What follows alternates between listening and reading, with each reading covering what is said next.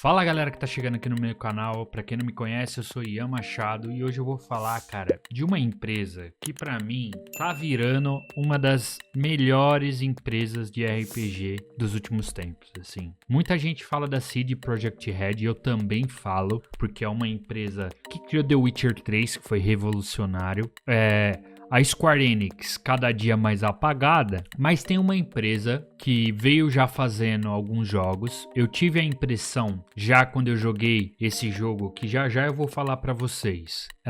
Eu já tive uma impressão bacana sobre ela, mas pensei, putz, eles acertaram nesse game, né, nesse título. Mas jogando outro título dessa mesma empresa, eu percebi que não, eles têm uma fórmula muito bem estruturada, eles fazem jogos muito densos e é disso que a gente vai falar hoje nesse vídeo. Não se esqueça de se inscrever no canal, é muito importante para que a gente continue crescendo. E após a nossa vinheta, voltaremos para falar da Larian Studios. A Larian Studios é uma empresa que veio me surpreendendo.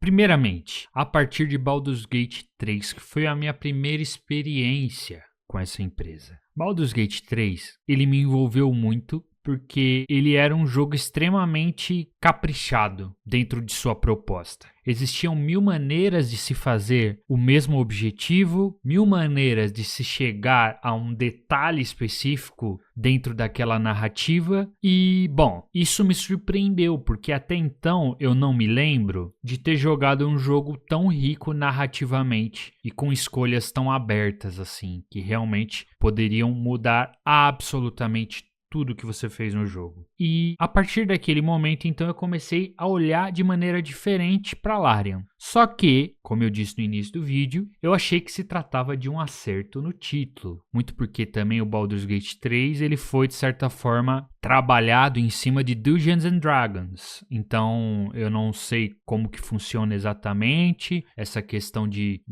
títulos dos jogos de Dungeons and Dragons, mas eu sei que ele foi de maneira criativa, usado essa referência para que eles fizessem Baldur's Gate, e falando do 3, né, que é o que eu joguei. Nesse caso, então, eu já achei aquele game divino, rico demais, gastei muito tempo nele, realmente eu perdi minha vida. Eu acho que casou muito que na época que eu joguei Baldur's Gate 3, eu tava, se eu não me engano, sem trampo, eu tava na praça aí, tava ainda com umas reservas e consegui ficar de boa jogando. Foi um período que eu realmente me abdiquei de tudo o resto, né? Eu não fazia mais nada, eu só jogava videogame. Foi bom, porque me fez lembrar de quando eu era pequeno, assim, que eu, não tinha preocupação com nada, sentava ali, jogava meu Final Fantasy e ficava horas e horas. Então, de certa forma, isso me trouxe um pensamento, uma sensação nostálgica. Certo? Bom, sendo assim, eu falei, Baldur's Gate 3 realmente, ele vai entrar na minha prateleira de melhores jogos que eu já joguei na minha vida, sem dúvida alguma, e é isso, e não tenho o que se dizer. Depois de muito tempo, eu já estava observando outro game desse mesmo estúdio, que é um game mais antigo, né?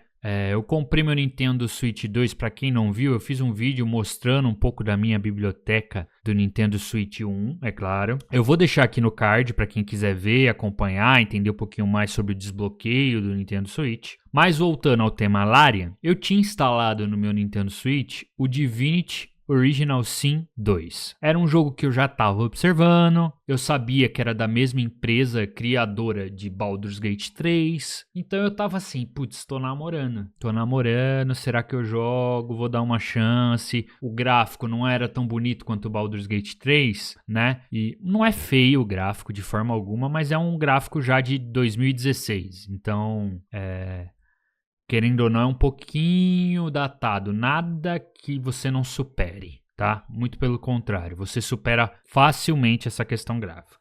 E eu tava ali, vendo, querendo jogar, sabendo. E confesso pra você que nunca entrava de cabeça no game. Nunca ficava batendo. Sei se eu jogo. Jogava um pouquinho no Nintendo Switch, não dava margem, não seguia. por conta talvez de outros games que tenham saído na época, etc e tal. E chegou um certo momento aqui no canal que eu falei, cara, que game que eu vou fazer série, mas eu preciso de um game que me absorva de verdade. E aí, putz, me veio à mente o Divinity, novamente. E eu falei, cara, se eu começar agora, eu vou me obrigar a fazer em live, porque eu já tinha aqui no canal, a gente fez uma série do Oblivion, o The Elder Scrolls Oblivion. E cara, eu não curti esse remake. Talvez pra quem é mais classiqueiro assim de RPG curta muito, mas eu não curti. Então eu decidi dropar. Dropei sem peso na consciência, assim, porque não é uma série que eu curta tanto. Porque eu não gosto desse estilo, por mais que ele tenha opção em terceira pessoa, eu não gosto muito, porque todo o jogo é construído para ser em primeira pessoa. Tanto que o movimento do personagem em Oblivion é ridículo quando você coloca em terceira pessoa. É um robozinho andando.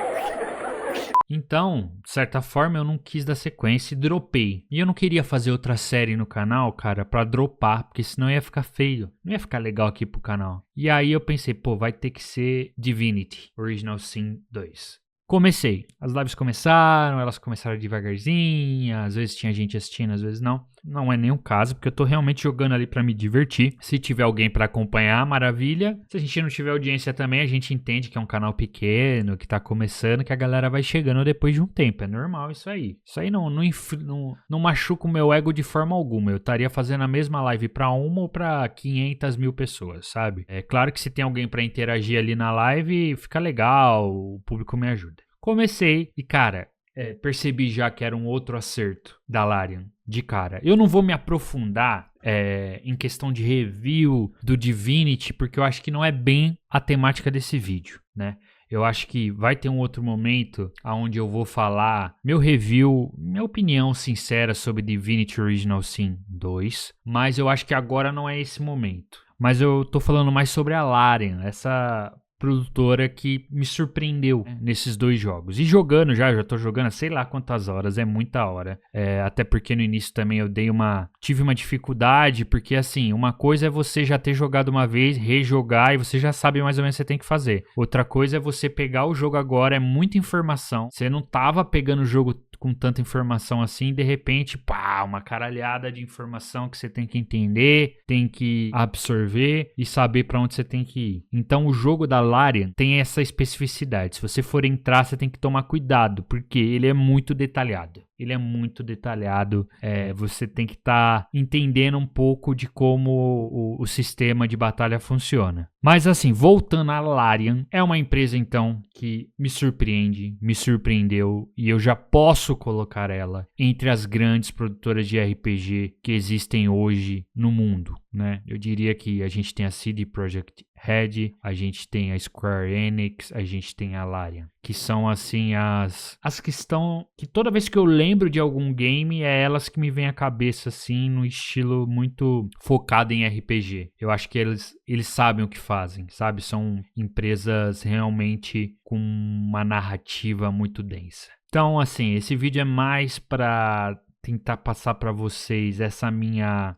Foi um momento de realmente entender que a Larian já ocupa um espaço definitivo na categoria de grandes empresas de RPG. E eu, como sou um cara curioso, tava buscando o que a Larian tá fazendo no momento, até porque eles lançaram Baldur's Gate 3 e eu fiquei tipo, putz, mas e aí? O que vai vir de novo e tal, não sei o quê. E eu tô vendo que após, né, o sucesso do Baldur's Gate 3 e a despedida, né, do universo de Dungeons & Dragons, a Larian tá encabeçando 2 próximos projetos, sem nome, então a gente não sabe dizer o que é. Muito provavelmente, a gente especula que seja um Divinity Original Sin 3, por exemplo, e um Baldur's Gate 4. A gente sabe que jogos do tamanho de Baldur's Gate ou Divinity são anos de produção. Então não me admira que realmente sejam esses 2 títulos. Lembrando que Baldur's Gate 3, ele não sei se os antecessores, por isso eu não vou falar pelos antecessores, mas o Baldur's Gate 3 ele foi baseado no universo de Dungeons & Dragons, né? O contrário de Divinity. Divinity é uma história original da Larian, o que é mais legal ainda, porque torna o negócio mais aberto e com possibilidades que a Larian pode escolher. Então, assim,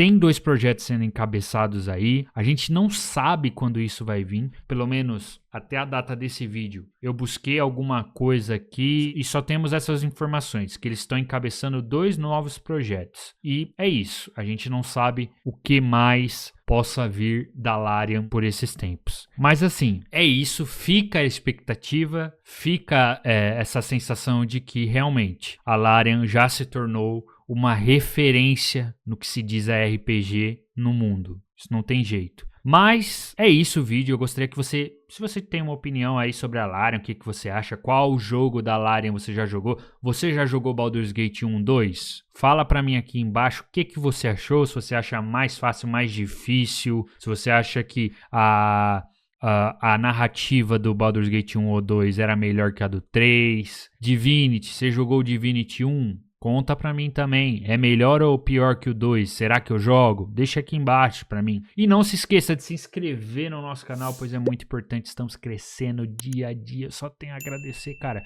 E acompanhe nossas lives todas as terças a domingo, geralmente às 19 horas da noite. Em dias ocasionais a gente começa um pouquinho mais cedo, geralmente às 16 horas ali pra vocês. Não mais, agradeço, até o próximo vídeo, fui!